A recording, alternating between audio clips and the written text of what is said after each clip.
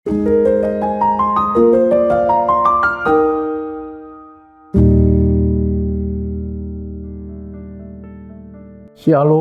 Bapak, Ibu, dan Saudara sekalian. Kita bertemu lagi dalam keadaan sehat. Dan mari kita bersama belajar firman Tuhan. Dan sebelum itu kita akan bersama berdoa. Tuhan, kami datang menghampiri Tuhan pada saat ini. Dan kami ingin, biarlah kami boleh dengan pertolongan Tuhan mengerti tentang kehendak-Mu melalui firman yang kami baca. Terima kasih. Amin. Kita akan membahas tentang hidup cuma sekali. Jadikanlah itu berarti. Semua orang tahu bahwa hidup ini cuma sekali. Tapi sayang, ada orang yang menyia-nyiakan hidupnya yang cuma sekali. Setiap orang dituntut oleh dirinya sendiri berkontribusi positif dan membangun dirinya, baik untuk keluarga, sesama, masyarakat, bangsa, dan negara. Sekecil apapun kontribusi yang pernah dilakukan, pasti akan meninggalkan kenangan yang indah. Apalagi jika kontribusinya besar. Dalam Lukas 14 ayat 34 dan 35, Yesus berkata, "Garam memang baik, tetapi jika garam juga menjadi tawar, dengan apakah ia diasinkan? Tidak ada lagi gunanya, baik untuk ladang maupun untuk pupuk, dan orang membuangnya saja.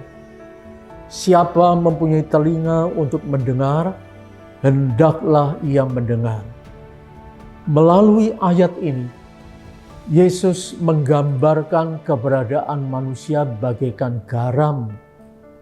Garam selalu dibutuhkan oleh manusia siapa saja. Bila tidak cukup garam dalam diri manusia, ia akan menjadi lemah, sakit-sakitan, dan bahkan bisa mati.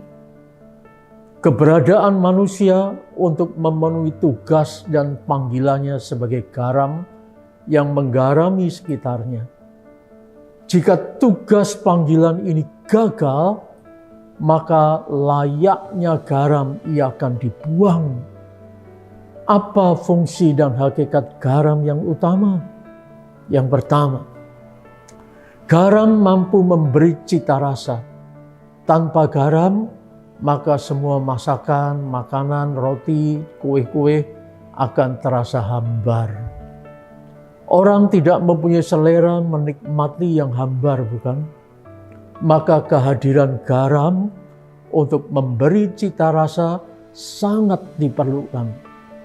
Bila kehadiran seseorang dinanti-nantikan dan sangat diperlukan oleh orang lain, orang itu bagaikan garam yang membawa cita rasa. Demikian juga kehadiran kita, dimanapun kita ditempatkan dan berada, seharusnya membuat suasana menjadi indah, penuh sukacita, kedamaian, kebenaran, keadilan, membawa berita dan ide-ide baru yang memberi pengharapan bagi siapapun. Bila kehadiran seseorang justru merusak elemen-elemen kehidupan ini, maka orang tersebut tidak ada gunanya dan tidak ada artinya lagi. Hidupnya terasa tidak berarti, baik bagi dirinya maupun bagi sesamanya. Yang kedua, garam punya fungsi sebagai pengawet. Sebelum ada bahan kimiawi untuk pengawet, orang sudah menggunakan garam sebagai pengawet. Sampai ada pemahaman seperti ini. Meletakkan garam berarti meletakkan jiwa yang baru pada segala sesuatu yang mati. Adanya garam maka kesegaran segala sesuatu akan terjamin. Misalnya buah dan sayur yang dibuat asinan akan tahan lama, tidak cepat membusuk kan? Itu berarti setiap orang terpanggil untuk menjaga kelestarian kehidupan di lingkungannya dan di dunia ini. Kita terpanggil untuk mencegah terjadi kebusukan, baik di dalam keluarga, di lingkungan, dan masyarakat yang luas. Misalnya, pertengkaran, permusuhan, bentrokan, dan segala yang mengakibatkan ketidaknyamanan dalam hidup ini. Ketiga, garam dulu dan sekarang masih digunakan sebagai pupuk baik di ladang dan di tanah perkebunan untuk menyuburkan tanaman dan merangsang pembuahan dan mekarnya bunga-bunga warna-warni sehingga suasana sekitarnya menjadi indah dan nyaman. Buah-buah dan bunga warna-warni sangat dibutuhkan oleh manusia untuk kesehatan jasmani maupun mental.